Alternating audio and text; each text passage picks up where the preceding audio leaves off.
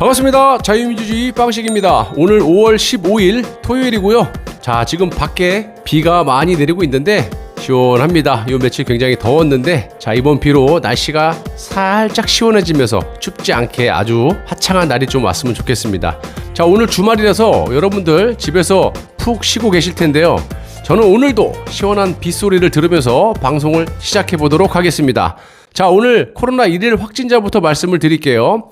자, 오늘 코로나 확진자는 681명이라고 하고 있고요. 변이 바이러스는 저들이 아주 축소해서 말을 해도 2,500여 명 정도가 되고 있습니다.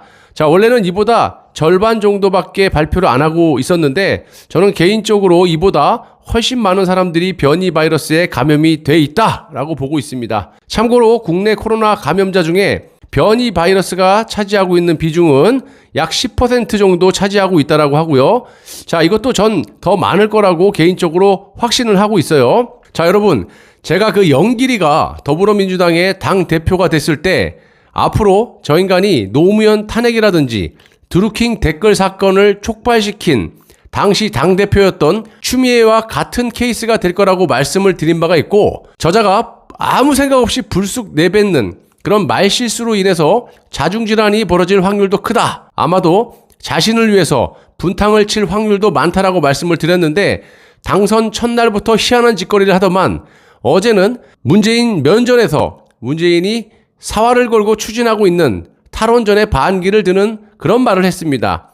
그리고 영길이가 원래 제인이보다 학벌이 좋고요. 운동권에도 소위 말하는 엘리트 운동권이라 그동안 마음앓이를 많이 했을 건데 영길이가 이번에 아주 마음 먹고 이 문에 내임덕이 오고 힘이 빠진 데다가 영길이가 당대표로 선출이 되면서 아주 면상에 대놓고 문정권의 정책에 반기를 들면서 권력 욕심을 대놓고 드러냈습니다. 자, 제가 여러 번 말씀을 드렸다시피 밥버러지 같은 국회의원들 빼고는 이들의 로망은 대통령이 되는 거 아니겠습니까? 자, 이자도 권력 욕심이 상당한 자로서 친북, 친중, 반미는 말할 것도 없지만 그나마 경제에 대해서는 자본주의 성격을 살짝 띠고 있고 시장 경제를 추구하는 자이기 때문에 분명히 사단이 벌어질 거다 이렇게 예측을 했는데 아주 빠른 타이밍에 일을 저질렀습니다. 자, 영길이는 어제 청와대 지도부 간담회에서 우리 당이 내년 3월 9일 대선에서 다시 국민으로부터 신임을 받아야 그럴 일 없어.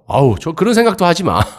자, 신임을 받아야 문재인이 성공적 대통령으로 이어지는 것이기 때문에 그렇게 하려면 앞으로 모든 정책에 당 의견이 많이 반영이 될 필요가 있다라고 문재인이 깜짝 놀랄 만한 말을 면상에 대놓고 했습니다. 자, 이 말은 뭡니까? 문재인의 임기가 299일 남았다고 하지만 실질적으로 한 3개월 정도 후면 각 당의 대선 후보들이 확정되기 때문에 모든 언론사들과 국민들의 시선들이 그쪽으로 몰리고 문재인은 있으나 마나한 존재가 된다는 겁니다. 그래서 실질적으로 남은 임기는 1년이 아니라 한 3개월 정도 남았다.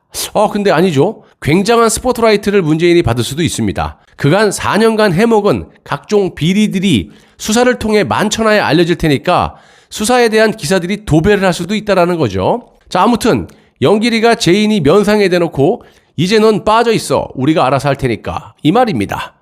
대단합니다. 대가리가 단단해요. 자, 이뿐만 아니라 영길이는 재산세 조정 등 부동산 정책과 수도권 광역 급행 철도 GTX 이게 김부선을 말하는 것 같아요. 그 배우 김부선이 아니라 김포에서 부천을 연결하는 철도를 말하는 것 같고요. 검찰 개혁 등 당의 요구사항을 조목조목 거론을 했습니다. 자, 원래 문재인은 당청 간의 원팀으로 긴밀한 공조를 하자고 했지만 대놓고 영길이가 그건 아니지. 여지까지 지 혼자 다 해먹고 뭔 낯짝으로 이제 와서 원팀 같은 소리하고 자빠졌네. 그냥 우리가 알아서 할 테니까 뭐 이런 거 아니겠어요?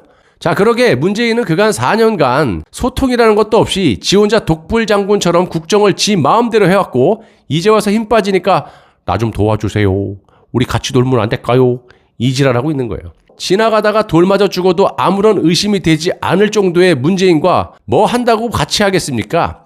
상식적으로 영길이의 모두 발언의 양을 보시더라도 2,400자로 제인이의 1,800자보다 훨씬 많았고 간담회 시간도 애초에 예정된 1시간을 훌쩍 넘어서 1시간 반 정도 진행됐다는 점도 의미 있게 보셔야 될 듯합니다. 자, 이는 앞으로 국정 운영의 무게가 청와대보다 민주당이 비중이 커진다는 그런 해석이고요. 이에 힘 빠진 문재인의 반응은 청와대 대변인이 대신해줬습니다. 박경미 청와대 대변인. 이 여자 여러분 제가 말씀드렸다시피 정말 깜도 안 되는데 이 김종인 영감의 부인인 김미경 씨의 조카입니다. 이것도 내각제를 하기 위해서 문재인이 할 수 없이 꼽아 넣은 거죠. 아무튼 박 대변인이 영길이의 저런 요구에 문재인은 당이 주도적으로 정책을 마련하는 것이 필요하고 바람직하다라고 꼬랑지를 바짝 내려버렸습니다. 자, 또 한편으로 이재명도 문재인을 공격했는데요. 조희연 교육감을 공수처 1호 사건을 두고 자다가 봉창 두들기는 일이라고 대놓고 발언을 했습니다. 자, 공수처 따위는 겁도 안 난다 이 말이고 이제 대놓고 문재인에게 반기를 들고 대선 주자로 박차고 나가겠다라는 겁니다.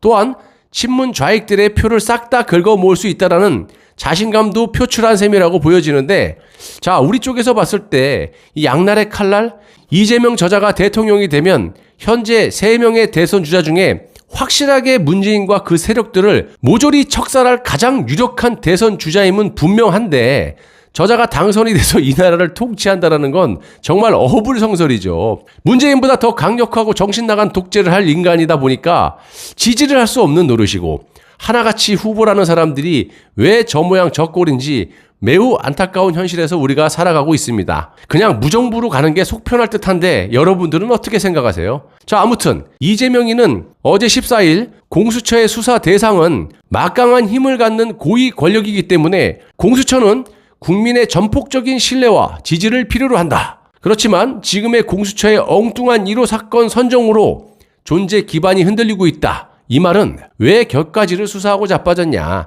문재인을 수사를 해야지. 이 말도 되고 제 개인적으로 봤을 때는 지난번에 말씀을 드린 바가 있죠. 문재인을 비롯한 판사나 검사, 정치인들을 피함으로써 현 정치적인 논란에 휩싸이지 않겠다라는 의지가 담겨 있고요. 하긴 해야 되는데 다른 데 건드리다가는 역풍을 맞을 수도 있는 분위기를 피해가기 위해서 조희연이라는 피대미를 타켓으로 잡고 수사를 하는 거라고 봅니다. 또 지금 실제로 공수처 수장인, 공수처장인 김진욱이도 지금 조사를 받고 있고 공수처 대변인 등 윗대가리들이 지금 검찰 조사를 받고 있지 않습니까? 그럼 잘못 건드렸다 큰일 나죠. 또한 이왕 조희연을 조사할 거면 전교조의 해직교사 특별 채용 비리를 수사할 것이 아니라 조희연이 지금 우리 아이들, 초, 중, 고등학생들에게 북한의 사상교육을 대놓고 시키고 있는 점들을 그런 거를 수사해서 국가보안법으로 강력하게 처벌을 해야지 뭔 놈의 채용비리 같은 개벽다기 핥아먹는 수사라고 자빠졌냐 이 말입니다. 이런 걸 하라고 공수처 만들었습니까? 이런 건 경찰, 검찰도 충분히 합니다. 그리고 공수처 말이 나와서 말인데 이것들 민변 출신 변호사들로 대부분 결성돼 있다 보니까 수사와 기소에 대한 커리어가 없지 않습니까? 그러다 보니까 이제 와서 수사권을 경찰에 넘기겠다는 황당한 짓거리를 하는데 그러려면 니들 뭐하러 거기 있니? 그냥 가서 변호나 하고 앉아있지. 능력이 없으면 집에 가서 발 닦고 변호사질이나 하기를 당부드립니다. 괜히 힘 빠진 정권 비호하다가 검찰에 그냥 불려 들어가서 철장 신세, 감옥 신세 하지 말고. 자, 여러분 어떤 정권에서도 보셨던 현상이지만 이제 문재인의 네임덕이 가시화됐고요. 그로 인해서 권력 냄새를 기가 막히게 잘 맡는 이 정치인들이 현재 노선을 바꾸고 자중질환이 벌어지고 있다는 겁니다. 자, 우리는 저런 것들은 알아서 무너지니까 냅둬버리고 내각제 개헌 반대에 촉각을 곤두세워야 됩니다. 아시다시피 현재 우리 보수 애국시민 일부만 쏙 빼놓고 모든 언론사들과 여야 정치인들 이런 사람들 특히 보수 유튜버, 보수의 지식인, 보수의 원로들까지 앞장서서 내각제를 찬양하고 자빠졌어요. 모두 다 쌍그리 현명한 보수 애국 시민들을 속이려고 하고 앉아 있습니다. 절대로 속아서는 안 되고 무조건 반대를 해야 됩니다. 저는 현명하신 여러분들을 믿고 또 여러분도 저를 믿어주셨으면 합니다. 열심히 진실된 애국 방송 제작해서 여러분들께 제공하도록 하겠습니다. 감사합니다.